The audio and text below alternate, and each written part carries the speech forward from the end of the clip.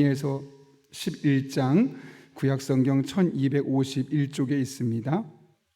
우리 다 함께 다니엘서 11장의 말씀을 먼저 드라마 바이블로 읽고 그 뒤에 하나님의 말씀 나누겠습니다. 제 11장.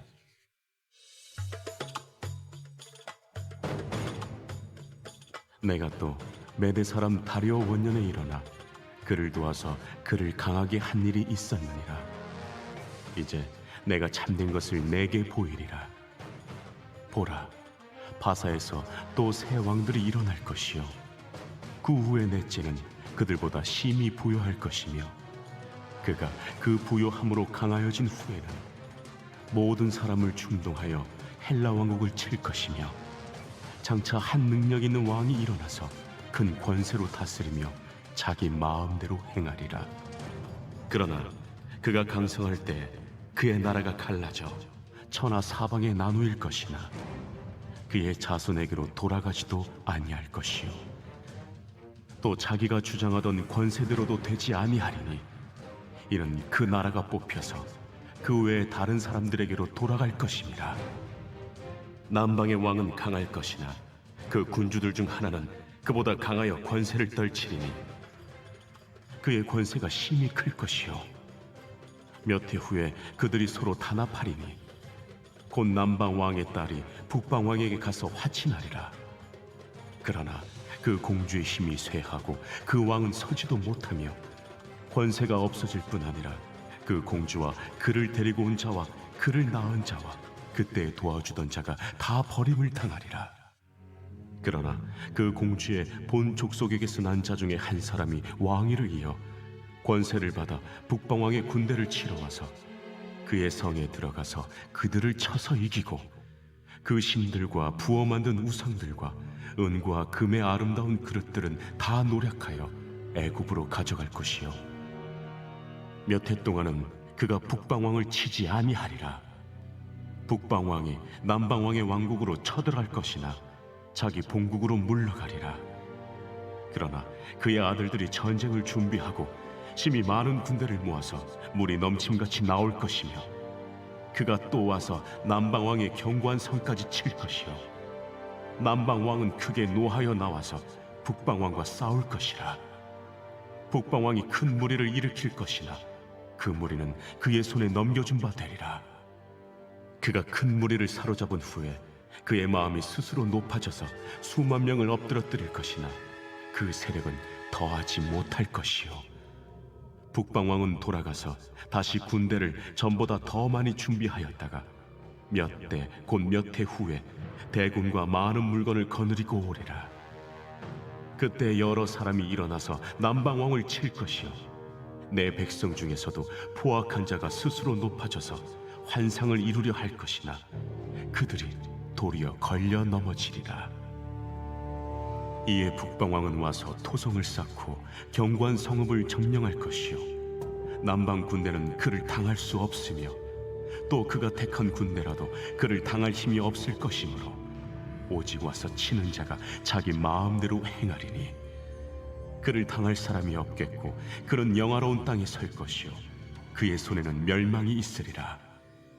그가 결심하고 전국의 힘을 다하여 이르렀다가 그와 화친할 것이요 또 여자의 딸을 그에게 주어 그의 나라를 망하게 하려 할 것이나 이루지 못하리니 그에게 모익하리라. 그 후에 그가 그의 얼굴을 바닷가로 돌려 많이 점령할 것이나 한 장군이 나타나 그의 정복을 그치게 하고 그 수치를 그에게로 돌릴 것이므로 그가 드디어 그 얼굴을 돌려 자기 땅 산성들로 향할 것이나 거쳐 넘어지고 다시는 보이지 아니하리라.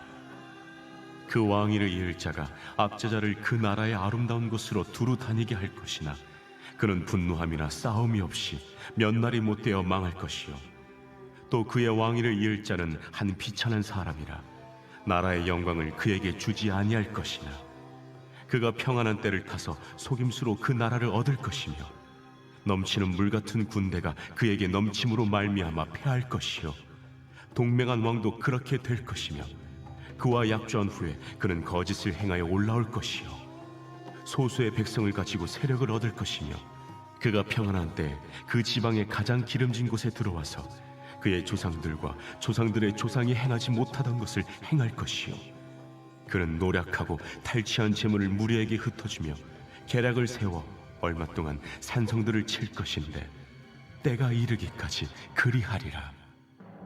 그가 그의 힘을 떨치며 용기를 다하여 큰 군대를 거느리고 남방왕을 칠 것이요 남방왕도 심히 크고 강한 군대를 거느리고 맞아 싸울 것이나 능히 당하지 못하리니 이는 그들이 계략을 세워 그를 치니니라. 그의 음식을 먹는 자들이 그를 멸하리니 그의 군대가 흩어질 것이요 많은 사람이 엎드려져 죽으리라. 이 두 왕이 마음에 서로 해하고자 하려 한 밥상에 앉았을 때 거짓말을 할 것이라. 일이 형통하지 못하리니 이는 아직 때가 이르지 아니하였으므로 그 일이 이루어지지 아니할 것임이니라. 북방 왕은 많은 재물을 가지고 본국으로 돌아가리니 그는 마음으로 거룩한 언약을 거스르며 자기 마음대로 행하고 본토로 돌아갈 것이며 작정된 기한에 그가 다시 나와서 남방에 이를 것이나 이번이 그 전번만 못하리니 이는 기띔의 배들이 이르러 그를 칠 것임이라. 그가 낙심하고 돌아가면서 맺은 거룩한 언약에 분노하였고 자기 땅에 돌아가서는 맺은 거룩한 언약을 배반하는 자들을 살필 것이며 군대는 그의 편에 서서 성소 곧 경고한 것을 더럽히며 매일 드리는 제사를 폐하며 멸망하게 하는 가증한 것을 세울 것이며 그가 또 언약을 배반하고 악행하는 자를 속임수로 타락시킬 것이나 오직 자기의 하나님을 아는 백성은 강하여 용맹을 떨치리라. 백성 중에 지혜로운 자들이 많은 사람을 가르칠 것이나 그들이 칼날과 불꽃과 사로잡힘과 약탈을 당하여 여러 날 동안 몰락하리라.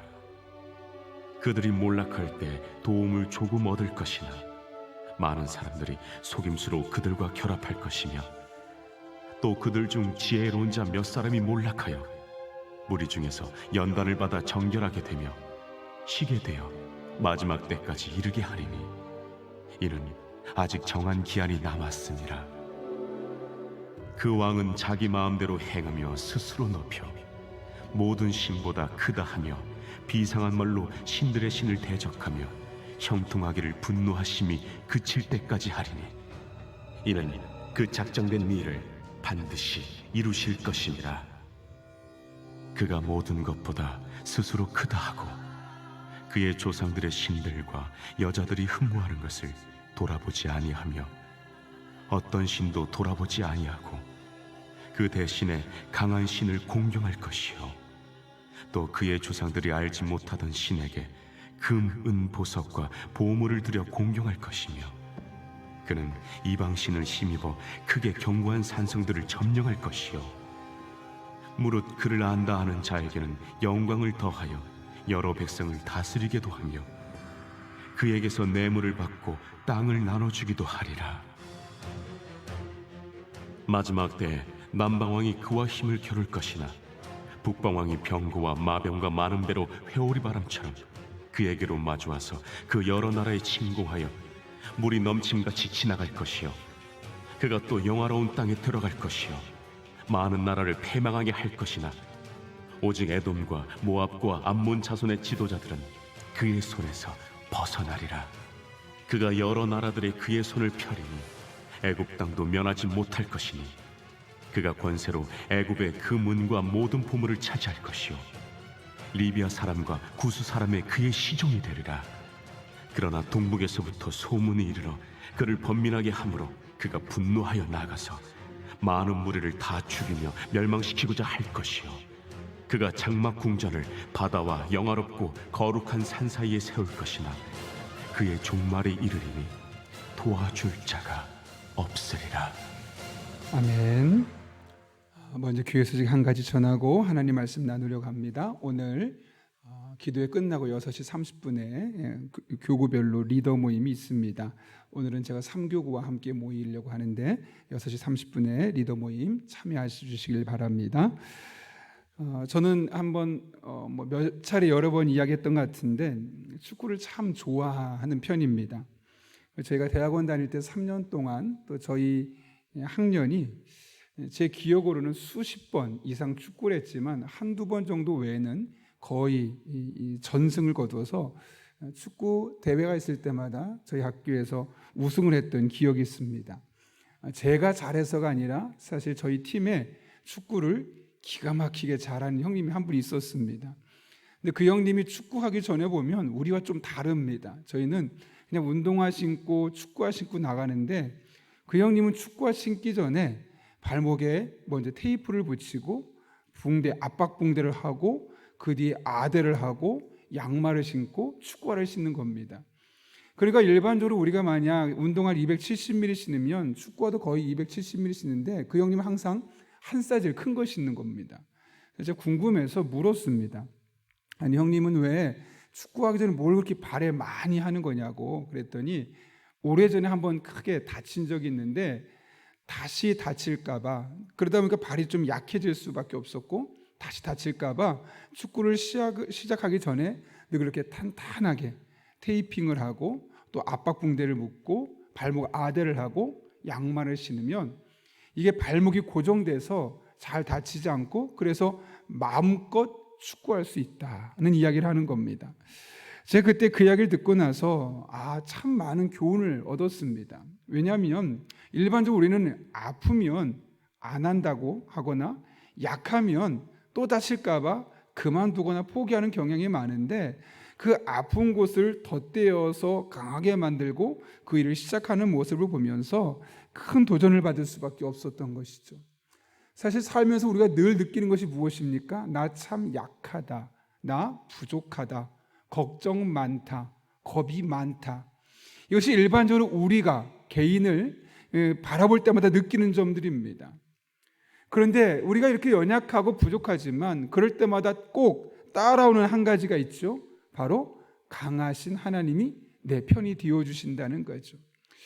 그래서 어떤 의미에서 우리의 신앙생활은 저희 축구를 잘했던 저희 친한 형님과 비유한다면 다친 발목에 압박붕대를 대고 테이핑을 하고 발목 아대를 하고 양말을 신어서 단단하게 고정해서 마음껏 축구를 즐길 수 있는 것처럼 우리는 연약하지만 부족하지만 늘 약함밖에 보이지 않지만 하나님이 우리 곁에 붙어 계시기만 하면 그분으로 말미암아 우리 인생을 즐길 수 있고 누릴 수 있고 우리 인생의 연약함을 붙들어내며 해결할 수 있다는 사실을 다시 한번 깨닫게 되는 것이죠. 오늘 본문을 통해서 이같이 일하신 하나님의 은혜 손길을 경험할 수 있는데요. 오늘 말씀은 하나님께서 가브리엘을 통해서 이스라엘 역사의 마지막에 일어날 일들에 대해서 예언적으로 하신 말씀입니다. 그래서 11장 말씀 보게 되면 역사적인 사건들을 아주 길게 그리고 매우 구체적으로 언급해서 사실 우리가 하나하나 도대체 무슨 이야기인가 해석하기 어려울 정도로 복잡해 보입니다. 그래서 이 말씀을 하나하나 다 설명하기는 우리가 시간이 부족해서 핵심적인 내용을 여러분에게 밝히고 그 가운데 또 하나님의 뜻을 살펴보려고 합니다. 이 당시에 이스라엘 백성들은 북동쪽에 있는 그러니까 이스라엘을 중심으로 북동쪽에 페르시아, 오늘 성경에 보면 페르시아라기보다는 바사라는 용어로 많이 쓰이죠.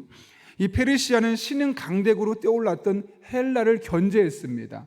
그러나 헬라에 강력한 왕이 등장하게 되죠. 그게 누구냐면 바로 알렉산더 대왕입니다. 이 알렉산더 대왕이 왕이 되면서 그 앞에 페르시아, 강력했던 페르시아 나라도 망할 수밖에 없었습니다. 그런데 알렉산더 대왕은 태중에 아이만을 남겨둔 채 33살에 요절을 하게 됩니다. 그래서 이 알렉산더 왕이 죽고 나니까 어떤 일이 생길까요? 신하들이 나라가 4개로 나뉘게 되는 것이죠. 그게 바로 오늘 본문 2절 이하의 말씀입니다. 2절에 뭐라고 말합니까? 이제 내가 참된 것을 내게 보이리라.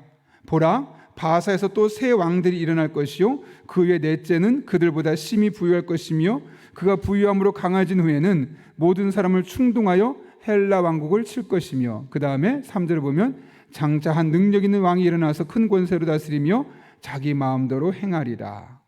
계속해서 이어지는 말씀 보게 되면 이렇게 페르시아가 나중에 결국 망하게 되고 크게 두 개 나라가 이제 좀 전에 이야기했던 것처럼 헬라가 알렉산더 대왕 밑에서 네 개 나라는 아니겠지만 사실 이스라엘과 연관 있는 나라는 두 개입니다. 이스라엘 중심으로 북쪽에 있는 나라와 남쪽에 있는 나라. 당시에 북쪽에는 옛 페르시아와 북쪽 시리아를 다스렸던 셀류쿠스 왕조가 등장하게 되고 오늘 성경에 보면 그 나라를 일컬어 뭐라고 말합니까? 북방왕이라고 말합니다. 또 남쪽에는 애굽 쪽을 다스렸던 프툴레마이오스 왕조가 나옵니다. 오늘 성경에는 남방왕이라고 나오죠. 그러니까 역사와 우리 성경의 이야기가 결코 다르지 않음을 우리는 분명히 알 수 있는 거죠. 그런데 이렇게 11장에 예언하게 되면 이 두 왕조 사이에 남방왕과 북방왕 사이에 어떤 일이 생기냐면 계속해서 전쟁이 끊임없이 일어나게 됩니다. 6절을 보면 정략 결혼을 통해서 보시면 몇 해 후에 그들이 서로 단합하리니 곧 남방왕의 딸이 북방왕에게 가서 화친하리라. 그러나 그 공주의 힘이 쇠하고 그 왕은 서지도 못하며 권세가 없어질 뿐 아니라 그 공주와 그를 데리고 온 자와 그를 낳은 자와 그때에도 그를 도와주던 자가 다 버림을 당하리라. 그러니까 정략 결혼을 하는 거죠. 딸을 보내서 서로 결혼해서 화친을 칭하는 것처럼 보이지만 그 딸의 영향력이 약해지면서 서로 배신에 배신을 하게 되고 11절을 보면 남방왕이 크게 노해서 북방왕과 싸우게 될 것을 말합니다.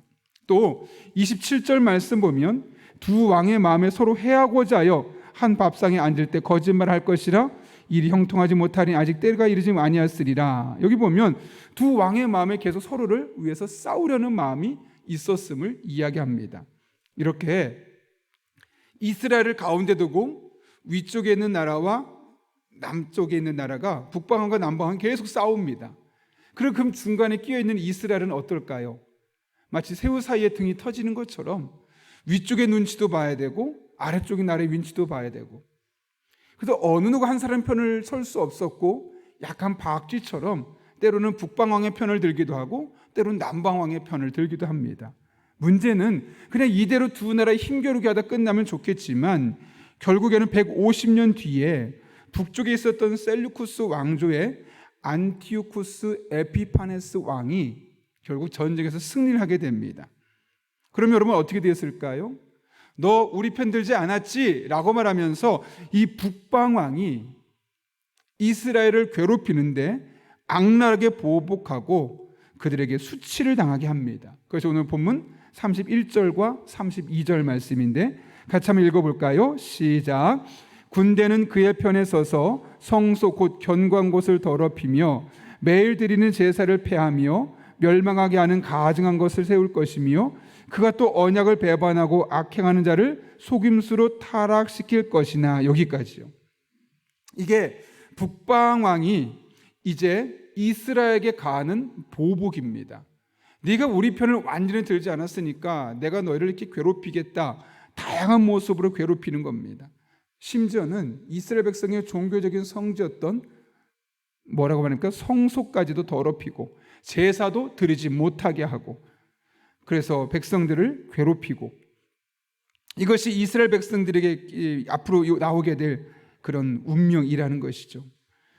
그런데 여러분 이것만 보면 이스라엘 백성들은 어떨까요? 다니엘의 마음이 어떻겠습니까? 너무 절망적이죠. 우리 인생이 이렇게 끝나는구나. 지금도 여전히 우리가 누군가의 속박 속에 있는데 앞으로 계속 우리나라는 괴로움 당할 수밖에 없겠구나. 이런 좌절감이 생길 수밖에 없지 않겠습니까? 지금쯤 힘들면 나중에 좋아지지 않은 기대감을 갖고 어떻게 버텨보겠는데 150년 뒤에도 여전히 힘들 거라고 이야기를 들었을 때 그들의 마음이 어땠을까요, 여러분? 너무너무 절망적일 수밖에 없겠죠. 그런데 오늘 성경 그렇게 예언은 그렇게 끝나지 않습니다. 뭐라고 말합니까? 아까 읽다 말았던 32절 끝부분 읽어볼까요? 오직부터 읽습니다. 시작. 오직 자기의 하나님을 아는 백성은 강하여 용맹을 떨치리라. 아멘. 결국 북셀류쿠스 왕조의 북방왕에게 멸망을 당할 수밖에 없을 정도로 이스라엘이 힘든 시간을 보낼 수밖에 없겠지만 자기의 하나님을 아는 백성은 강해질 것이고 용맹을 떨칠 것이라고 이야기합니다. 여기 알다라는 단어가 아주 중요한데 사실은 이 단어 이전에 이 32절의 번역이 조금 원문에 충실하지 못합니다. 이 상황 속에서 전쟁 상황이기 때문에 용맹함을 강조하려는 것은 이해가 되지만 원문을 그대로 좀 원색적으로 번역하면 이렇습니다. 오직 자기 하나님을 아는 백성은 강하게 될 것이며 그들은 무엇인가를 행하게 될 것이다. 여기 강하여 용맹을 떨치려가 아니라 강하게 된다, 수동적인 거고, 또 여기서는 용맹을 떨치려 마치 전쟁을 치를 것처럼 보이지만 원문에는 무엇인가를 행할 것이다, 아주 포괄적으로 다양한 것들을 해낼 수 있을 것을 이야기하고 있습니다. 누구에게 이런 일이 있을 것이라고요? 하나님을 아는 백성. 많이 들어보셨죠? 히브리어 야다. 체험적인 암, 깊이 있는 인격적인 알미입니다. 하나님 그런 분이지 단순한 지식적인 알미 아니라 그의 삶을 통해 체득한 하나님에 대한 암. 그래서 이것은 한순간에 이루어진 것이 아니라 오랫동안 하나님과 영적인 관계를 통해서 하나님은 이런 분이야라고 분명히 자신 있게 말할 수 있었던 그런 체험적인 알과 지식을 가진 사람은 하나님이 강하게 만들어줄 것이고, 그런 위기 속에서도 절망 속에서도 무언가 해낼 수 있는 사람으로 우뚝 세워지게 될 것임을 말씀하고 있는 것이죠. 여러분, 하나님과 끊임없이 영적인 관계를 맺고 그분의 은혜 안에 머물며 그분과 인격적으로 깊이 있는 영적인 유대 관계를 맺는 사람은 하나님이 강하게 만들어 주십니다. 비록 그 사람은 연약할 수 있습니다. 남들보다 부족할 수 있습니다. 그러나 하나님이 강하게 하시면 그 사람의 연약함이, 그 사람의 부족함이 하나도 연약하지 않은 것이고 부족하지 않은 것입니다. 이 세상이 얼마나 복잡합니까? 얼마나 변화무쌍합니까? 다양한 방법으로 우리의 신앙을 흔듭니다. 이런 세상에서 우리는 자주 위축되고 불안한 미래로 인해서 주저할 수밖에 없습니다. 무능한 자신의 모습에 마음이 꺾이고 남들의 작은 말에도 영향을 받고 상처를 받고 좌절을 경험하는 것이 우리 인간의 실존입니다. 그러나 하나님과 끊임없이 지속적으로 깊이 있는 인격적인 관계를 맺어가며 체험적으로 하나님을 알아가기 시작할 때 하나님은 그런 사람을 어떻게 하십니까? 강하게 만들어 주십니다. 내가 강해지는 것이 아니라, 내가 강하려고 노력했기 때문에 내가 강한 사람이 되는 것이 아니라, 그런 사람은 하나님이 자연스럽게 강하게 만들어 주신다는 거죠. 그래서 상황에 매이지 않습니다. 꺾이지 않습니다. 하나님이 강하게 만들어주기 때문에 그렇습니다. 이 말씀을 준비하면서 삼손이 저희 머릿속에 딱 떠오르더라고요. 여러분, 삼손이 어떤 사람이죠? 나실인으로 서원을 했던 부모님이, 나실인은 어떤 사람이냐면 하나님께 바쳐진 사람. 그래서 어릴 때부터 늘 자신을 지키고 거룩하게 살려고 했고, 심지어는 독주나 술도 멀리 했으며 머리털도 힘의 근원이었기 때문에 자르지 않고 거룩한 삶을 매일매일 살아갔던 사람을 일컬어 우리는 나실인이라고 말합니다. 여러분, 삼손이 나실인으로서 이런 영적인 의무를 잘 지키며 매일매일 하나님과 영적으로 소통하며 그분과 깊이 있는 알매 관계를 맺어갈 때 그의 삶이 어땠습니까? 그는 여전히 우리와 똑같은 인간의 모습을 갖고 있지만 사사기 14장 6절은 이렇게 말합니다. 여호와의 영이 삼손에게 강하게 임하니 손에 아무것도 없이 사자를 마치 염소 새끼 다루듯 찢어서 승리했다라고 이야기합니다. 삼손의 힘이 탁월했기 때문에, 천하장사였기 때문이라고 말하지 않습니다. 어떻게 했게요? 여호와의 영이 그에게 강하게 임하셨기 때문에 삼손이 강한 사람이 될 수 있었고, 그가 사자와의 싸움에서도 마치 염소 새끼를 다루면서 승리를 거머쥘 수 있었다는 것이죠. 삼손의 실력이 아니라는 겁니다. 자꾸 우리가 착각하는 것은 삼손하면 마치 근육질의 남성으로서 탁월한 힘을 갖고 있어서 타고난 장사로서 이런 일들을 감당했을 거라 생각하는데, 성경은 그렇게 삼손의 강력함을 말만 있어서 그의 외적인 조건을 말하지 않습니다. 하나님께서 그에게 강력하게 임했기 때문에 연약했지만 그가 강한 능력으로 그런 일들을 감당해낼 수 있었다고 분명히 이야기합니다. 삼손의 실력이 아니라 하나님과 야타의 관계, 이 지속적인 인격적인 깊이 있는 영적인 알매 관계가 끊임없이 지속될 때 그 안에서 주어지는 영적인 강함을 통해서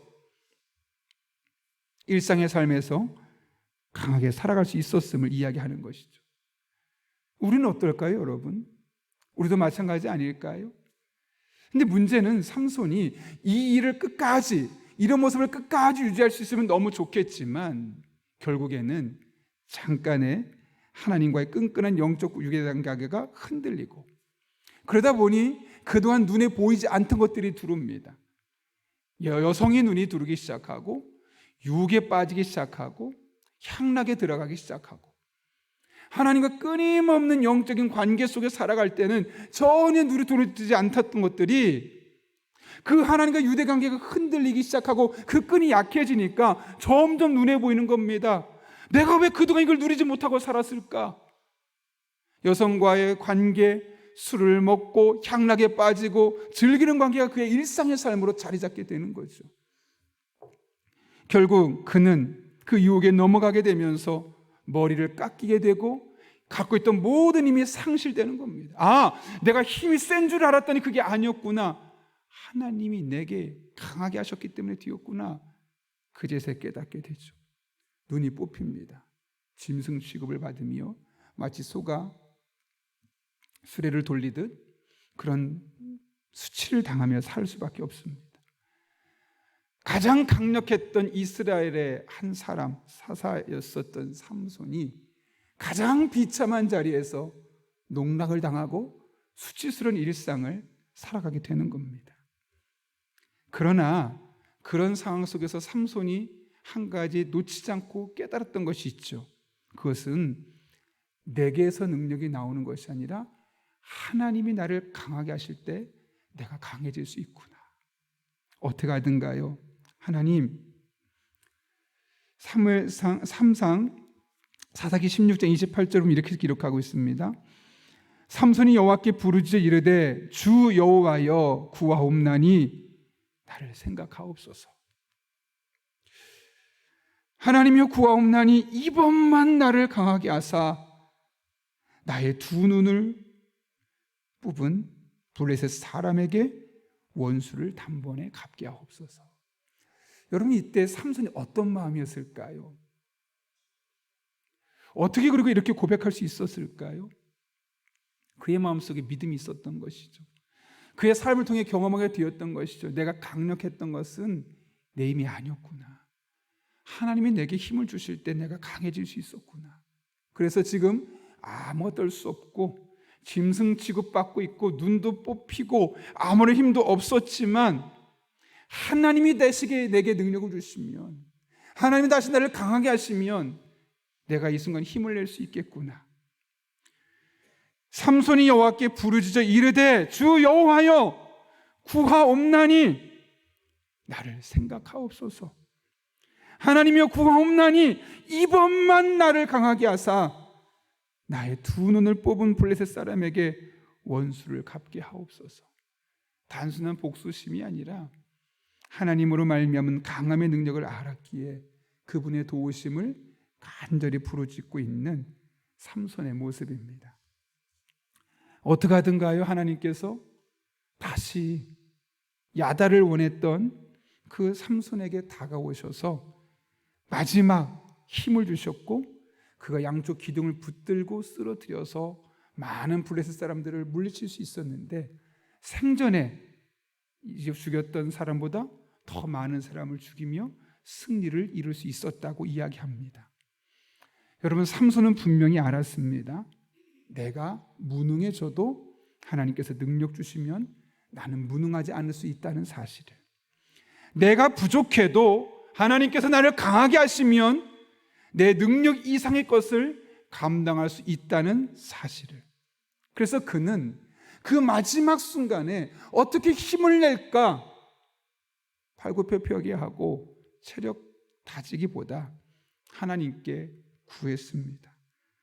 주 여호와여 구하옵나니 나를 생각하옵소서. 하나님이여 구하옵나니 이번만 나를 강하게 해 주옵소서. 여러분, 여러분의 삶에 무엇이 부족합니까? 어떤 문제가 있습니까? 여러분이 어떤 약점이 있습니까? 여러분이 무엇을 두렵게 만들고 무엇이 여러분의 삶에 절망하게 만듭니까? 여러분의 삶에 어려움이 있습니까? 강하게 하신 하나님 붙들 수 있기를 바랍니다. 여러분은 여전히 연약해 보여도, 여러분은 여전히 여러분의 삶의 문제가 금방 해결되지 않은 것처럼 보여도 하나님께서 반드시 여러분을 강하게 만들어 주실 것입니다. 지혜도 주실 것이고 하나님의 능력으로 여러분을 채워주셔서 여러분의 삶에 있는 이 모든 문제들을 해결할 수 있도록, 그 문제를 극복할 수 있도록, 그 문제를 넘어설 수 있도록, 그 문제를 감당할 수 있도록 여러분과 함께하여 주실 것입니다. 바라긴 이 새벽에 이 하나님 앞에 여호와여 구하옵나니 나를 생각하옵소서. 하나님이여 구하옵나니 이번만 나를 강하게 하여 주옵소서. 구하는 여러분에게 이런 하나님의 은혜가 풍성히 경험될 수 있기를 예수님의 이름으로 축원합니다. 함께 기도하겠습니다. 거룩하신 아버지 하나님, 오늘도 우리를 주님 전에 불러주셔서 연약하지만 강하게 하는 자 하나님이심을 깨닫게 하시고 그분과 인격적인 관계를 끊임없이 지속적으로 맺어가는 하나님을 아는 백성, 그 야다의 백성들은 강하게 만들어줄 것이고 무슨 일이든 해낼 것이라고 말씀하셨는데 그 말씀이 오늘 우리 성도들에게 임하게 하여 주옵소서.